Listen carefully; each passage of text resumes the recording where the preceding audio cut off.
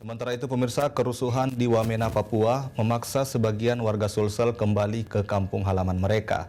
Di Kabupaten Nrekang, Bupati Muslimin Bando menjelaskan sudah 30 orang warganya kembali ke Kabupaten Nrekang akibat kerusuhan di Wamena.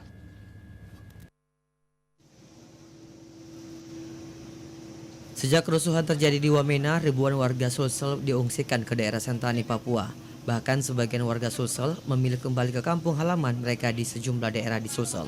Untuk warga Nrekang sendiri, Bupati Nrekang Muslimin Bando menjelaskan sudah 30 warganya kembali sejak kerusuhan terjadi di Wamena. Jumlah tersebut belum termasuk 4 orang warga Nrekang yang meninggal. Mengenai kondisi warga Nrekang di Wamena, Muslimin Bando mengatakan pihaknya akan terus memantau kondisi warga Nrekang hingga mereka bisa beraktivitas kembali seperti biasa.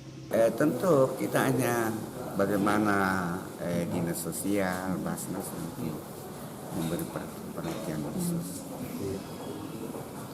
Apakah mereka akan dimodali usaha atau apa, ataukah menunggu sampai suasana di sana kondusif kemudian dipulangkan? Kita lihat perkembangan selanjutnya. Mudah-mudahan di Wamena cepat.